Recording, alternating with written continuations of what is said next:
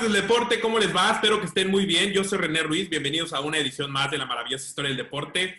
Hoy tengo el honor de estar acompañado de una atleta mexicana, cozumeleña, que eso me da muchísimo orgullo, y 2 veces olímpica, nada más y nada menos, va por sus terceros Juegos Olímpicos y es Demita Vega de Lille. Demita, ¿cómo estás? Qué gusto saludarte, gracias por aceptar la invitación. Muchas gracias y el honor de estar aquí es mío para poder compartir un poco. Me gusta mucho. Gracias.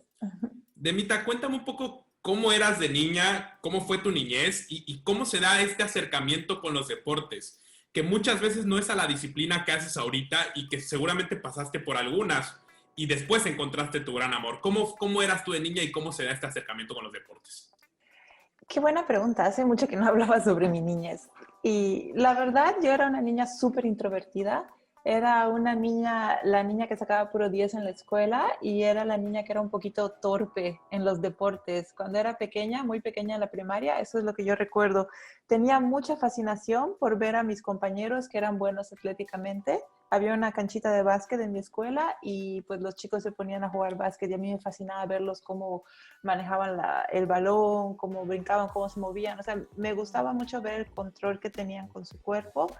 Y yo al mismo tiempo me sentía como que torpe, me tropezaba corriendo, no era muy coordinada, tenía muy poca condición física, porque igual era una niña muy cuidada en casa, casi no me dejaban salir. Entonces fue lo opuesto de lo que todo el mundo muchas veces piensa, que todos los atletas que llegamos a los Juegos Olímpicos son niños que fueron hiperactivos, súper atléticos. Y no, la verdad es que yo era una nena que no tenía mucho talento deportivo, pero lo fui cultivando porque era algo que me gustaba mucho, era algo que me fascinaba y lo fui trabajando y pues poco a poco pues esa disciplina y esa práctica fue ganándole al talento nato que algunos tenían y fui mejorando mi condición física, fui mejorando todo lo que fue mi coordinación. Mis papás me metieron a gimnasia y gracias a la gimnasia pude ganar mucha coordinación entre que si te paras de manos, que si las vueltas de carro, etcétera. Y más adelante igual jugué fútbol, todo esto de manera como hobby, nada profesional. Terminé jugando fútbol, llegué hasta los primeros años de mi universidad, que estaba jugando en el equipo de la universidad, competía en nacionales, regionales, en los juegos universitarios, pero al mismo tiempo yo ya había empezado a conocer lo que es el windsurf. A los 15 años mi tío Raúl, que era competidor en el windsurf, le pido que me enseñe y pues pruebo el deporte, me fascina, pero todavía estaba yo con el fútbol porque me había ido a vivir a Mérida a estudiar la preparatoria y la universidad ahí. Entonces solo practicaba cada 15 días que yo regresaba a la isla, era que podía practicar. Y lo amaba, me fascinaba, me encantaba, pero quería pasar mucho más tiempo para mejorar porque si no tardaba mucho en sentir que mejoraba en ese deporte, pero al mismo tiempo cuando regresaba a Mérida pues estaba practicando el fútbol hasta que llegó un momento en el que tuve que tomar una decisión porque al mismo tiempo me había clasificado para una universidad nacional en fútbol y una olimpiada juvenil en windsurf. O sea, haciendo los dos deportes me clasifiqué en estos dos eventos que coincidían en fechas. Entonces ya no pude seguir dobleteando, por así decirlo. Tuve que tomar una decisión y la verdad es que el deporte que más me apasiona desde el instante que lo conocí fue el windsurf y decidí dejar el fútbol en ese entonces para ya dedicarme a lo que era el windsurf. Entendiendo que los resultados han sido muy buenos y que tu carrera es incuestionable, ¿qué afectaciones pudo haber tenido el que empezaras tarde, digamos, entre comillas, el proceso para profesionalizarte en tu disciplina? Porque al final de cuentas sabemos de miles de historias de atletas que empiezan desde pequeños y que saben perfectamente cuál es su meta y están fijos en ello, pero ¿qué reto representó para ti el empezar tarde en la disciplina? ¿Qué tanto te tuviste que ir adaptando poco a poco? Pues al principio yo creía que sí iba a tener algún tipo de desventajas, pero con el tiempo me doy cuenta que no he tenido ninguna por empezar tarde. A los 15 años fue mi primer contacto con la tabla que aprendí, le pedí a mi tío, es cuando solo te subes, te caes, te subes, te caes, te subes, te caes. Realmente es aún después, hasta los 18, que me compran mis papás mi primer equipo y que puedo ya hacer estas sesiones cada 15 días que te digo que regresaba a Cozumel y podía practicar. Entonces, sí, cuando yo iba al mar, los chicos que hacían windsurf conmigo me decían, tú nunca vas a ir a unos Juegos Olímpicos porque empezaste muy tarde. Compañeritos ahí que tenían 14 años, yo con 18, me decían eso. Y la verdad es que ellos peleaban mejor que yo porque pues ellos podían ir todos los días, tenían más tiempo en la tabla, etcétera. Y yo decía, ok, está bien, no hay ningún problema, yo hago este deporte solo porque me fascina, me Claro. fascina, lo amo, no es necesario tener que llegar a unos Juegos Olímpicos, o sea, no te preocupes. Pero sí fue, o sea, no siento que haya tenido ninguna afectación porque es un deporte muy longevo, es un deporte de mucha estrategia, entonces es un deporte que te permite tal vez compensar cierta, por así decirse, frescura que tendrá alguien más joven, pero la verdad es que el nivel físico con un cuerpo bien cuidado, el nivel físico yo puedo estar a la par que una jovencita y pues de hecho es lo que se ha dado a lo largo de mi carrera, que han surgido generaciones y generaciones y generaciones nuevas, pero yo siempre de alguna forma hago para estar más fuerte y y pues es un deporte también que lo permite, no sería el mismo caso, por ejemplo, de la gimnasia o del tenis, que todos sabemos que sí la edad es un factor determinante para saber quién va a ser el mejor. Y en el windsurf no es el caso, en cierta forma es lo que me ha permitido tener una carrera tan longeva y exitosa. Sabiendo que el mar es un escenario fundamental en tu disciplina, es el elemento y que seguramente debes pasar horas, aunque también seguramente tienes que combinarlo con un trabajo físico, la recuperación que debe ser muy importante. ¿Cómo es tu día a día? Para quien no conoce tu disciplina, ¿cómo le explicarías qué es este plan semanal, digamos, o el plan del día para Demita? ¿Cómo entrenas tu disciplina? Pues te lo voy a describir en dos escenarios, el escenario COVID Ok. y el escenario no COVID. Suponiendo que no hubiera COVID, normalmente yo hago diferentes deportes para la parte de la condición física. Sería ir al gimnasio, sería ir a la pista de atletismo, la bicicleta y nadar. Cuando se da el COVID se cierran muchas opciones, de hecho hasta el mismo Beliar fue en que se cerraron las playas y tuve que parar unas semanas. Y pues afortunadamente en la isla lo que sí era permitido hacer era la bicicleta. Entonces en el escenario COVID lo que hice fue transformar mi casa en un gimnasio.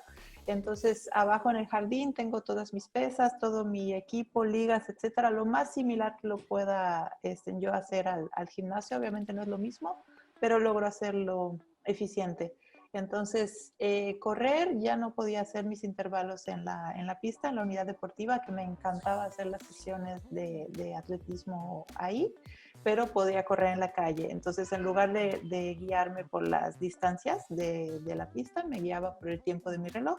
Y pues la transformación más grande fue que empecé a meter muchísimas horas de bicicleta, de ciclismo, y la verdad creo que ha sido un cambio para bien, porque la bici me ha dado muchísima más potencia, muchísima más fuerza en las piernas, que cuando regresé a pelear sentí como todo ese trabajo había pagado. Me sentí más fuerte en el agua. No sé si después de tanto tiempo de no pelear por la restricción del COVID vuelves a entrar al mar y estás tan contento de entrar al mar que por eso me sentía más fuerte, pero sí siento que el trabajo pagó y rindió frutos. Entonces, por lo general son 2 a 3 sesiones que hago por día y las tengo que planificar dependiendo del pronóstico de viento. Acorde de cómo yo vea que el viento va a estar, decido qué sesión va primero, si la de en el mar o la de trabajo físico. Sabiendo que el viento es cambiante y que no siempre lo puedes controlar, o más bien nunca lo puedes controlar, y Sí. que existen distintos tipos de velas, ¿qué tan desarrollado o qué tanto tienes que tener este sentido, digamos, de ver cómo está el viento para poder planear tus entrenamientos, y cómo es el poder controlar tu vela y tu tabla con el viento a la hora de estar en el mar para pues estar lo más segura posible y desempeñarte lo mejor que se pueda durante tu entrenamiento y tu competencia? Pues como tú dices, el viento no solo es un elemento que no se pueda controlar, sino es un elemento invisible. No lo vemos, el viento no se ve. Sin embargo, nosotros tenemos que aprender a jugar con él y tenemos que descubrir ciertos patrones que se dan, por ejemplo, el cambio de color en el mar cuando llega una rachita, o cómo se están moviendo los árboles en la costa, o si hay algún velero en la distancia, qué ángulo está teniendo con su vela. El viento en realidad es invisible, pero nosotros tenemos que aprender a encontrarlo y dónde hay más viento, porque también pensamos que el viento es parejo a lo largo de toda la cancha y no es verdad. Lo que pasa en una competencia de vela es que hay un lugar de la cancha, hay un lado de la cancha que por lo general tiene más viento, una rachita entró por ahí, entonces mientras más viento vas más rápido y el que la encuentra pues logra separarse de los adversarios. Entonces es aprender a leer este viento y no siempre se repiten los patrones de la misma forma. Entonces es como un ajedrez, es un poco como jugar un ajedrez mientras estás haciendo un esfuerzo físico. No solo estás sentado moviendo las piezas, sino estás viendo todo eso en tu cabeza, porque los adversarios, cada uno toma la ruta que él elige y tú tienes que saber qué está haciendo él y qué le va a pasar si se va de ese lado y qué estoy haciendo yo de este lado y qué va a pasar y qué me conviene más si ir a donde se fue esta otra persona, cómo voy a mantener mi liderato. Hay todo un tipo de estrategias de cómo cubrir el viento al otro demás. Porque, por ejemplo, en la bici, el que va adelante rompe el viento para que sea más fácil para los de atrás. En el windsurf es al revés, el que va adelante le cubre el viento al de atrás, entonces el de atrás tiene menos viento y se va quedando atrás, atrás, atrás, atrás, atrás. Lo que tú quieres es siempre estar adelante, porque tú adelante vas a tener viento de primero, vas a tener el viento fresco y al otro le va a tocar lo que llamamos el viento sucio, que es menos viento y por lo tanto va a ir más lento. Entonces hay todo un tipo de estrategias que desde la línea de salida puedes usar para posicionarte adelante y cubrir el viento al de atrás y que no te pueda rebasar. Sabiendo que el tiempo en la cancha, que es el mar, ¿no? A veces es muy extenso y puedes pasar muchas horas en el entrenamiento, ¿qué tan importante es tener bien vivo el instinto de supervivencia en una inmensidad que es el mar, ¿no? Y que hay que tenerle mucho respeto? ¿Qué tan importante es tener este sentido bien vivo? Es de las enseñanzas que te deja el deporte, independientemente de que te dediques a competir en él o no, solo practicarlo por recreación es una de las primeras enseñanzas que te da. Precisamente en el entrenamiento de hoy estuvieron pasando muchas como tormentitas, estas lluvias fuertes que llegan y que de pronto tienen muchísimo viento y que pueden causar inestabilidad en la tabla, pues tenemos que aprender a identificarlas y ver si la nube está viniendo hacia nosotros o si está yendo en otra dirección, entonces tú te alejas o te regresas a la costa para que es lo más seguro, esperas a que se vaya. A veces estás en plena regata y entra una tormenta y la regata se cancela, pero todos ya estábamos en el agua. Entonces sí tienes que tener ese instinto de sobrevivencia para saber cuánto tiempo te quedas sentado en la tabla esperando a que pase, no hacer algo tonto, porque si el viento está muy fuerte e intentas levantarte, es posible que el viento te separe del equipo y que tú termines flotando y que tu equipo se vaya con el viento. Entonces tienes que tener este instinto muy, muy desarrollado. Nos ha pasado ya en muchos entrenamientos y en varias competencias de que el viento está estable, de la nada llega una nube con una turbinada, le tira las velas a todos y hay que hacer una estrategia ya más de rescate en la que tienen que venir los entrenadores en lancha a buscarnos. Sí, es un deporte extremo en ese sentido. No en el sentido de que te vas a lastimar por hacerlo, porque no es hacer las maniobras, las piruetas, que hay igual una categoría de windsurf que se llama freestyle, que es solo hacer saltos, marometas. Es extremo porque te puedes lastimar, tipo como en una patineta o BMX, pero sí es extremo en el sentido de que estás en mar abierto y estás jugando con los elementos y en cualquier momento cualquier cosa puede pasar. O aunque el viento esté estable, si se te rompe alguna parte del equipo y no puedes volver y tienes que volver nadando o buscar algún tipo de forma en que, por ejemplo, algo muy chistoso que nos ha pasado, hubo un momento en el que la lancha de mi entrenador empezó a presentar problemas mecánicos y cada vez que íbamos al agua era la lancha de seguridad la que presentaba problemas, se apagaba, no avanzaba, etc. Entonces en una ocasión sí nos pasó de que terminamos remolcando la lancha con la vela. O sea, mi entrenador agarró la vela y estaba veleando y le habíamos amarrado una cuerda para que pueda regresar la lancha a tierra.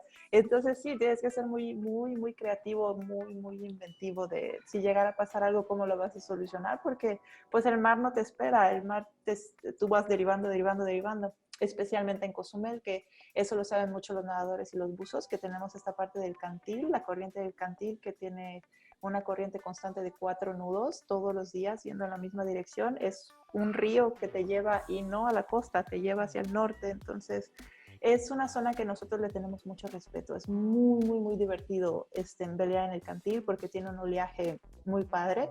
De hecho, hoy nos metimos en el entrenamiento y estaba demasiado revuelto por este primer nortecito de la temporada que entró. Es divertidísimo, saltas en las olas, pero sí sabemos que hay que tenerle mucho respeto porque cualquier cosita y te acabas ahí. De hecho, a un compañero que hace windsurf por recreación le pasó que estaba en el cantil y rompió su mástil y pasó toda la noche en el mar y lo encontraron enfrente de Cancún al día siguiente porque Wow. pues esta corriente no para, te lleva como un río. Entonces siempre tienes que saber de que tienes que encontrar la forma de regresar a tierra, de si llegara a pasar algo.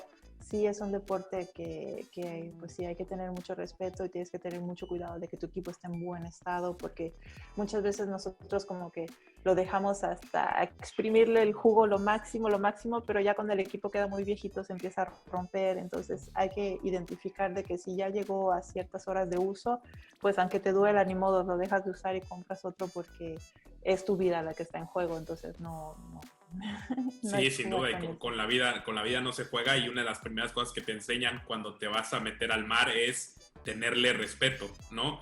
¿Qué representa para ti esta relación tuya con el mar y qué te ha enseñado?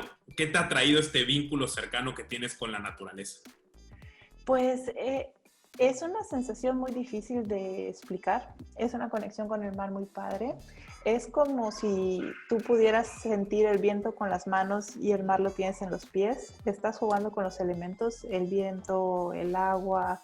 Es como, es una conexión muy, muy, muy, muy bella porque cuando tú estás en una embarcación a motor, pues sabes que el motor está haciendo todo, ¿no? Para que te puedas desplazar en el agua y además hay mucho ruido y huele feo por la gasolina.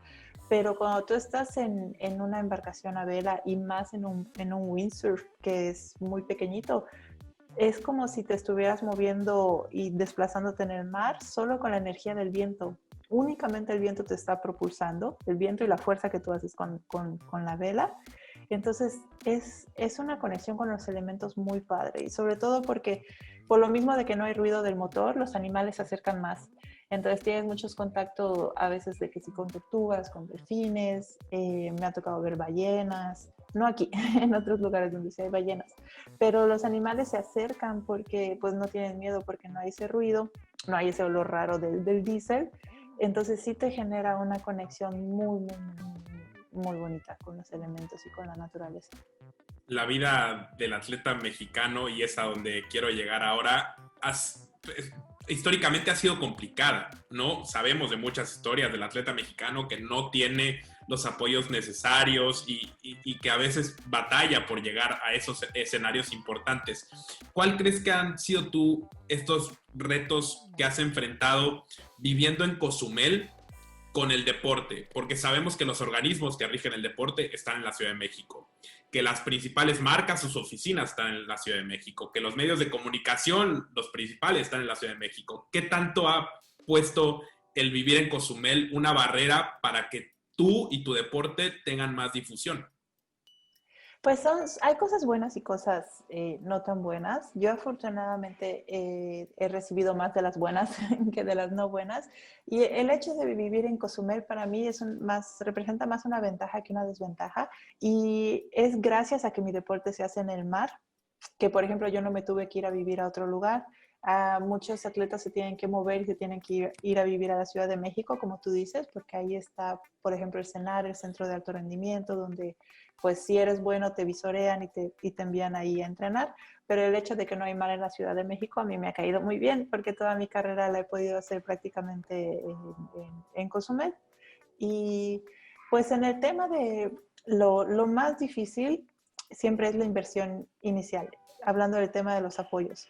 Y eso es algo que pues yo sabía desde el principio, entonces no fue una sorpresa. No es de que yo esperaba de que, a ver, ya me decidí, voy a ser atleta olímpica, ¿quién va a venir a ayudarme? No, yo sabía que la inversión inicial va por cuenta del atleta, y en ese sentido con los únicos que hablé fue con mis papás, y yo les dije, yo creo que tengo el nivel para poder clasificar a unos Juegos Olímpicos. Quiero saber si ustedes me pueden ayudar para conseguirlo. Y la verdad es que mis papás, con todo su amor y con todo el apoyo del mundo, me dijeron que sí. Y lograron juntar el dinero necesario para que yo fuera a una competencia, un campeonato mundial. En ese campeonato mundial pude comprobar que tenía el nivel necesario para clasificar a los Juegos Olímpicos, y además clasifiqué a mis primeros Juegos Panamericanos. Entonces, una vez que tú das ciertos resultados, que entras dentro de el... Hay ciertos requisitos de resultados para que tú puedas entrar en los programas de apoyo. Lo que casi no hay es apoyo para toda la parte de desarrollo. Entonces, esa parte, digamos que la cubrí por mi cuenta con ayuda de mis papás, pero muy, muy rápidamente logré dar los resultados de clasificar a Panamericanos y de demostrar un buen lugar en el Campeonato Mundial.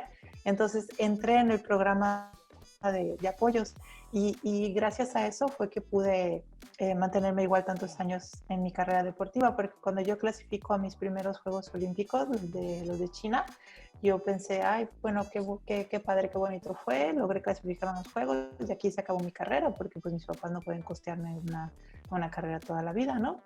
Pero tuve mucha, mucha suerte de que hice un buen papel, y los metodólogos de aquel entonces en CONADE me dijeron que me apoyaban para un ciclo más, para un ciclo olímpico más, y que iban a apoyarme igual con un entrenador y con los eventos que necesitara hacer.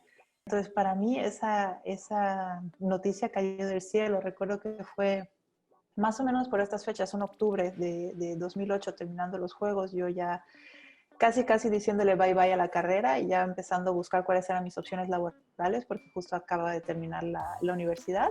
Me cae esta noticia del cielo y yo digo, yo sigo hasta donde dé, yo sigo hasta donde pueda. Si tengo estos apoyos, yo voy a seguir hasta donde mi cuerpo dé. Y afortunadamente siempre tuve buenos resultados, y siempre cumplía con las metas compromiso que nos ponen. Siempre nos ponen cierto lugar que tenemos que quedar en los campeonatos mundiales, o medallas que tenemos que obtener en Juegos Centroamericanos, Juegos Panamericanos, para poder mantenerte en ese programa de apoyos. Y a lo largo de 13 años de carrera que he tenido, solo he tenido 2 años en los que no he logrado cumplir esas metas. Uno fue el 2012, que no logré clasificar a los Juegos de Londres porque tuve una colisión unas semanas antes del Campeonato Mundial, donde se iba a dar la selección. En un día de viento fuerte, una compañera de entrenamiento no respetó mi derecho de paso porque yo estaba en estribor, ella estaba en babor, colisionamos, y pues no pude competir al 100% de mis capacidades porque me golpeé el pecho, y pues no conseguí la plaza. Pero como el año siguiente decidí como que volver a intentarlo, tuve un excelente mundial, terminé 12ª en el campeonato mundial que fue en Brasil. Me mantuvieron dentro del programa de apoyos, y así continué hasta el año pasado, 2019. Ha sido el segundo año en el que no he logrado cumplir mis metas, que era sacar una medalla en los Juegos Panamericanos de Perú, y terminé quinta. Esos de 13 años, esos 2 años han sido los únicos en los que no he cumplido con los compromisos que me han dado, pero el resto de los años sí, y gracias a eso es que he podido mantenerme compitiendo. Sabiendo que el camino es largo y que las plazas no se regalan para eventos importantes, ¿qué tan difícil es pertenecer a un país que no tiene esas plazas y que las tienes que ganar? Porque según entiendo, tú has tenido que ganarte el derecho, como lo ganaste recientemente en la Copa del Mundo, para ir a tus terceros Juegos Olímpicos, ¿no?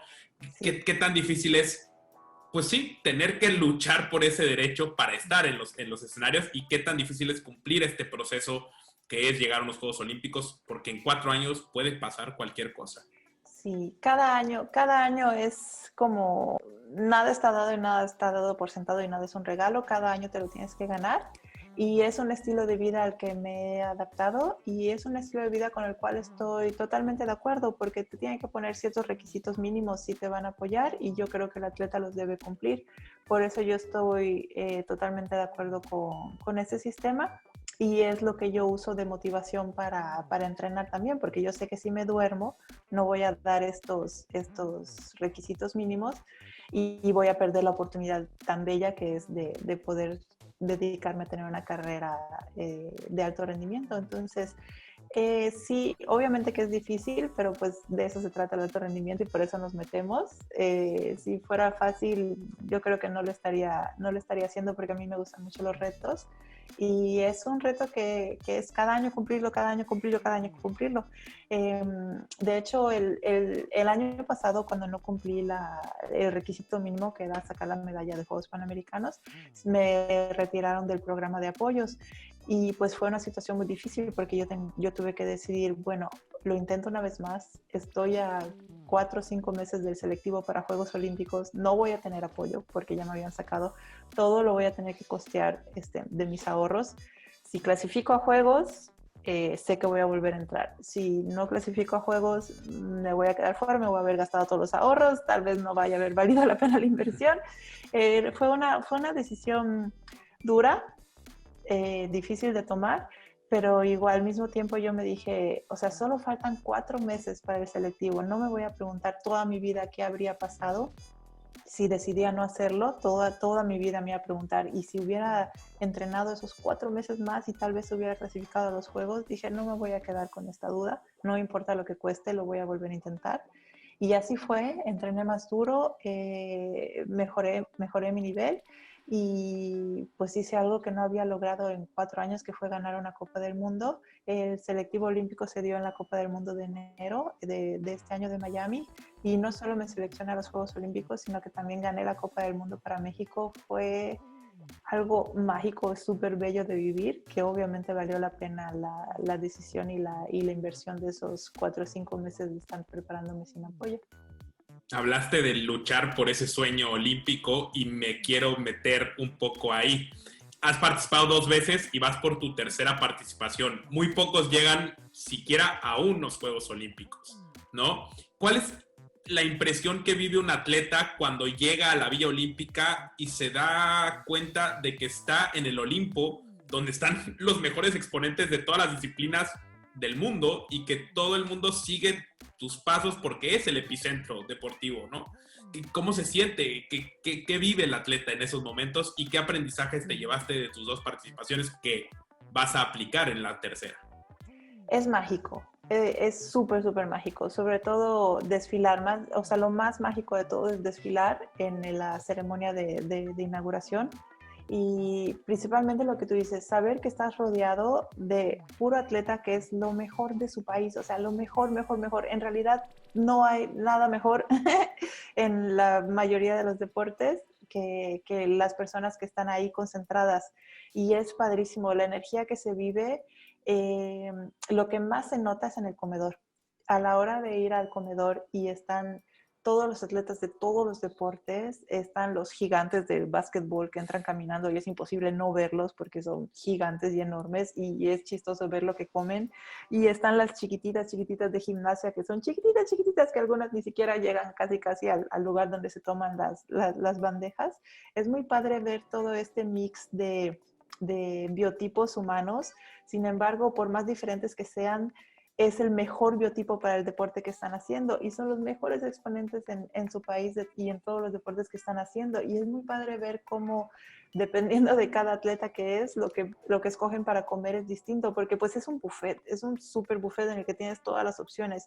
Y lo chistoso es que no solo hay opciones sanas, también están las opciones como las hamburguesas, etcétera. Y hay atletas que se van por eso. Claro. Y pues quién sabe, a cada atleta le sirve, para cada deporte, me imagino que hay unos que tienen que ganar peso, les conviene, no sé, pero es muy padre ver no solo el tema de los biotipos, sino que todos son de países distintos, entonces todos tienen rasgos distintos, pero están unificados por esta belleza que es el deporte. Pues originalmente los Juegos Olímpicos fueron creados para competir sanamente a través del deporte y olvidarnos de las guerras. Entonces es muy padre ver cómo todas estas naciones están unidas. Nada unifica tanto a las naciones y a los seres humanos, yo he sentido, que como el deporte, porque ahí estamos todos. Y aunque seamos rivales, también al mismo tiempo nos vemos como compañeros, y si alguien necesita algo, estás ahí. Y son interacciones muy, muy bonitas en el que ya, aunque seas un introvertido, no es un problema relacionarte y comunicarte con alguien más, porque estás conviviendo con la misma pasión y estás ahí para vivir la misma energía, la misma vibra. Es muy, muy difícil de explicar, pero es muy bonito porque la Villa Olímpica pues son edificios de departamentos, y cada nación llega con sus banderas, pero banderas enormes que cuelgan desde arriba y caen hasta el suelo. Entonces es como que cada edificio tiene su bandera de cada nación, y todo el tiempo todos los atletas estamos uniformados con el uniforme de nuestra nación, con nuestra bandera en el pecho. Es muy fácil identificar de dónde viene cada persona, y es un mix tan, tan, tan padre. Podría hablarte horas y horas y horas de esto. La verdad es que es algo que no me esperaba vivir cuando yo clasifiqué la primera vez. Solo estaba enfocada en la parte deportiva, atlética, pero cuando vi esa magia, la verdad sí dejó una marca muy, muy bonita en mí, de cómo realmente todas las naciones podemos convivir sin que haya conflicto alguno, y es muy bello. Sin duda, porque además la magia de los Juegos Olímpicos es incomparable, y esa magia tuvo que esperar un poco por esta situación que estamos viviendo en el mundo, pero que seguramente llegará y será mucho más valorada de lo que ya era, ¿no? Porque esa magia, esa pausa que tuvo que vivir, seguramente lo hará mucho más especial. ¿Cómo imaginas? Bueno, primero que nada, ¿cómo ha sido el encierro para ti? O sea, ¿cómo has tomado el decir, era en 2020, ya estaba a nada de mis terceros Juegos Olímpicos y tengo que esperar un año más? ¿Y cómo imaginas que van a ser unos Juegos Olímpicos? No sé si para ese entonces ya no habrá COVID o seguiremos teniendo COVID, pero ¿cómo imaginas que será? Porque seguramente será muy especial, ¿no? Vendrá un sentimiento de liberación completa que eso tiene el deporte. En mi caso, el hecho de que se pospongan un año, siento que me ha convenido y que es muy favorable para mí, porque yo, como paré 2 años por mi maternidad, yo decidí después de los Juegos de Río, quería ser madre, y es algo que logré, pero tuve que estar fuera del circuito de competencias por 2 años. Entonces, cuando que retomé muy pronto, yo con 4 meses de haber dado a luz por cesárea, tuve que hacer mi primera competencia, porque era una competencia de las que te digo que son los requisitos para mantenerse en los apoyos. Era el selectivo para los Juegos Centroamericanos. Entonces no había forma de que no lo hiciera. Con 4 meses de haber dado a luz ya estaba compitiendo de nuevo, y desde ese instante todo ha sido como que muy rápido.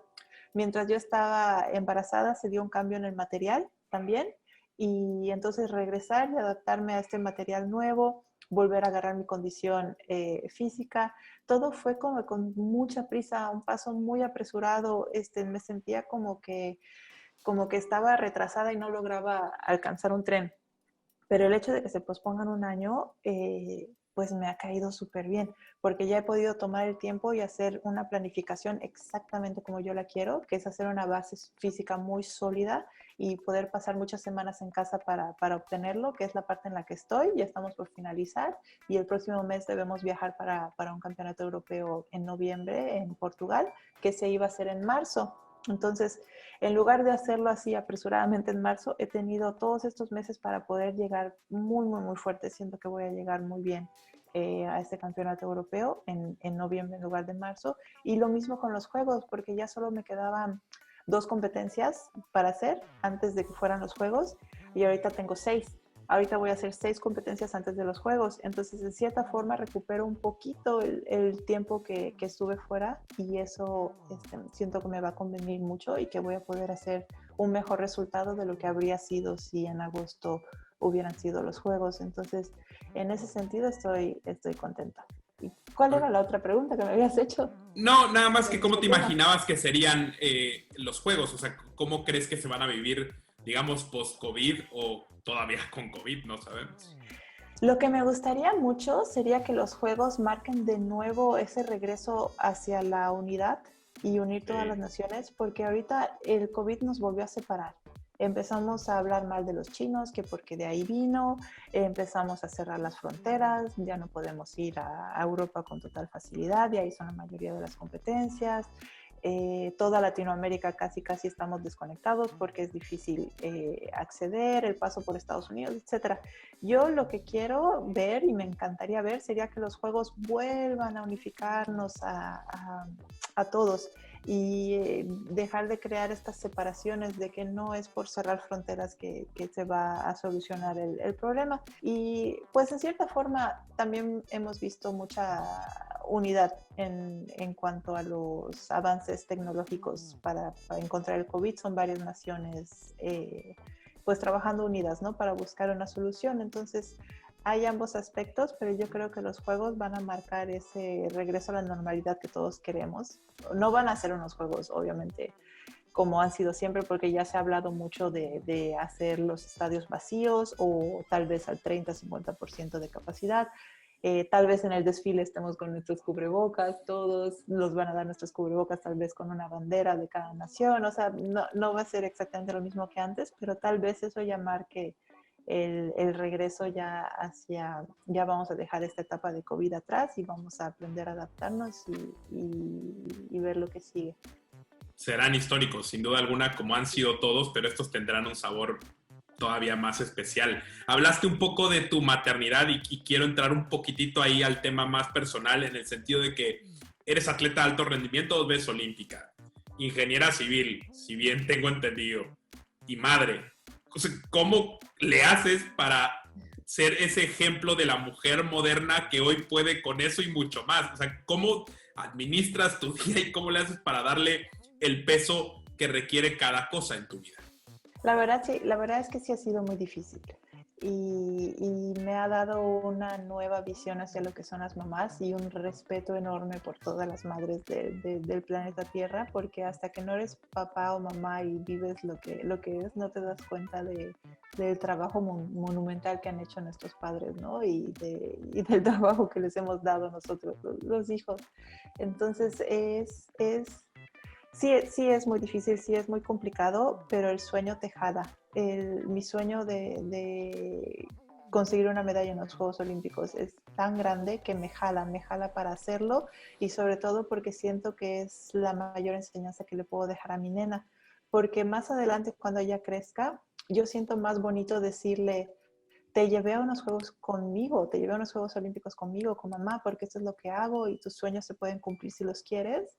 Se escucha mucho más bonito a decirle: cuando naciste dejé de competir. Y en cierta forma eso igual me mueve mucho, porque no quiero que ella se sienta como que ella fue la razón por la cual dejé de hacer esta actividad que me encanta. Sino que más es bien mi un impulso, sueño. ¿no? Exacto, usarla como la mayor motivación que pueda tener. Y aunque no ha sido sencillo, y en parte experimentar con eso, siento que fue algo que lo pagué caro el año pasado, porque por yo forzarme no, yo voy a ser mamá y atleta, me la llevaba a todos lados y al final no terminó siendo ni bueno ni para ella, porque yo no lograba descansar en mis competencias y terminaba haciendo las competencias con las ojeras hasta acá, porque terminando de competir todavía regresaba a bañarla porque solo se quería bañar con mamá, a darle pecho porque no dejé de darle pecho hasta el año 3 meses, a dormir con ella, que ni siquiera eso, ni siquiera eso dejé que alguien me ayude con esa parte. Yo tenía que dormir con ella porque ella quería dormir conmigo y yo no iba a fallarle, ¿no? En ese sentido. Entonces al final no podía hacer ninguna de las dos cosas bien, porque estaba con ella cansada todo el tiempo y no rendía bien en el agua. Entonces me di cuenta que algo tenía que cambiar y que en realidad no le estaba haciendo daño por no llevármela una semana a una competencia que tuviera. Y al final me di cuenta que voy rindiendo mejor así. Ella está muy bien cuidada en casa con mi mamá y yo estoy muy bien pudiendo descansar y entregando el 100% en las competencias que hago, y al final esa es la dinámica que he sentido que me ha funcionado mejor y es la que he estado aplicando. Hablaste de los sueños y tú pisaste y vas a pisar escenarios muy importantes. Sin duda alguien que ha cumplido sus sueños eres tú. ¿Qué consejo le darías a alguien que te está escuchando que a lo mejor se anima después de esto a practicar tu disciplina o que simplemente está dudoso de si su sueño vale la pena o no? ¿Qué consejo le darías? Es una decisión importante, pero es algo que debes tomar tú mismo. Por lo general, estos sueños tan preciosos, tan preciados, los tienes que mantener en secreto o decírselo a muy poquitas personas, porque al inicio, pues yo sin decírselo a alguien ya me decían, tú nunca vas a llegar a unos Juegos Olímpicos porque empezaste tarde, ¿no? Entonces, si empiezas a decir que es tu sueño, la mayoría de las personas te empiezan a dar los consejos acorde de su perspectiva. Y su perspectiva, como no es su sueño, como no es el mismo sueño que tienes tú, piensan, pues, ¿para qué? Es mucho esfuerzo y si no lo logras, te vas a sentir derrotado por todo lo que invertiste, por todo lo que hiciste. Muchos compañeros que he tenido yo de entrenamiento me han dicho eso, que cuando platican con personas que ellos les tienen confianza, les dicen eso, ¿para qué estás entrenando? No vas a vivir del deporte, no vas a ganar dinero, etcétera, etcétera, etcétera. Pero pues ellos no sienten la pasión, la alegría y toda la energía que te da practicar el deporte, ¿no? Pues eso es de cada quien. Entonces, cuando tienes un sueño así de grande, sí lo tienes que proteger mucho en lo que lo vas cultivando, porque yo hasta que no tuve una prueba concisa, por así decirlo, hasta que me fui a este campeonato mundial y pude comprobar que estaba dentro del rango de poder clasificar a los Juegos Olímpicos, yo no le dije a nadie que soñaba y que me estaba entrenando para los Juegos Olímpicos, porque tú piensas que por decírselo a alguien la gente te va a motivar, te va a decir, sí, hazlo, vamos, pero la mayoría de las respuestas que encuentras no son así, porque son desde el punto de vista de la otra persona que no tiene ese sueño. Entonces, el consejo que les daría es que lo protejan mucho, pero también que lo cultiven. No solo es protegerlo y ponerle una cajita ahí que nadie lo vea, sino cultivarlo, cultivarlo, cultivarlo, cultivarlo. Cuando ya sea una manifestación y se vea tan natural y tú te veas ya como que diseñado para ese sueño que tienes, y ya cuando lo compartes, pues la gente lo va a sentir como obvio, como lógico, va a decir, ah, claro, sí, sí, tú eres perfecto para eso, porque pues ya lo cultivaste, ya lo trabajaste, ya no es solo la idea en bruto, sino ya la puliste un poco, ya la vas volviendo tuya, ya no es tanto un sueño que está ahí, sino un sueño que está acá adentro. Entonces ya empiezas a traer, ahí sí es cuando debes ya compartirlo y buscar ayuda, etcétera, porque ya tu misma visión atrae a las personas necesarias que te van a ayudar para cumplirlo. Ese sería más que nada mi consejo. Yo recuerdo el momento en el que yo decidí que iría a ser atleta de alto rendimiento, te puedo decir la fecha que fue. Fue un 2 de octubre del 2005, pero desde ese momento pues yo no se lo dije a nadie, solo fue una situación que yo viví. Y fue algo muy chistoso porque yo estaba, cuando eso todavía combinaba el fútbol con el windsurf, estaba regresando de una clase en la universidad, prendí la tele y estaba pasando un partido de fútbol, el primer mundial que ganó México, la selección sub-17, que ganó Okay. el primer En mundial, la selección, 2005 contra Brasil, sí. exactamente, la selección de Giovanni Dos Santos, Carlos Vela, Sí. con el entrenador Chucho Ramírez. Llegué a mi casa, prendí el canal, o sea, la verdad es que no lo estaba siguiendo, pero prendí la tele y ahí estaba el juego. Y me quedé viéndolo y el amor y la entrega con la que jugaron esos chavos fue mágica y me contagió. Me contagió y cuando los vi ganar estaba yo ya llorando de alegría, o sea, me hicieron sentir campeona a mí, nos hicieron sentir campeones a todo México y nosotros no jugamos, solo con verlo. Y fue bello y en ese momento yo dije, wow, yo me quiero sentir así, yo quiero sentirme como ellos se sienten, yo quiero vivir esas experiencias que ellos están viviendo. Y curiosamente ese partido me hizo dejar el fútbol. Era un partido de fútbol, pero curiosamente dije, no, yo me voy por el windsurf porque ese es el deporte que amo, ese es el deporte que me va a llevar a los juegos y me facilitó tomar la decisión.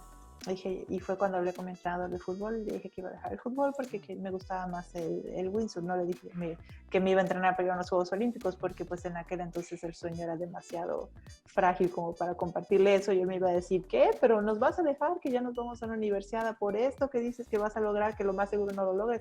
O sea, yo ya la veía venir, entonces yo no dije eso, yo nada más dije que prefería el otro deporte y que ya no iba a seguir jugando. Entonces son momentos como que clave en tu vida que te van mostrando tu camino y qué camino en la vida vas a seguir. Sí, los momentos marcan sin duda alguna tu trayectoria. Me quedo con que los sueños se cumplen, con que a veces hay que abandonar otras cosas que también nos gustan para triunfar en las que tenemos destinados a triunfar.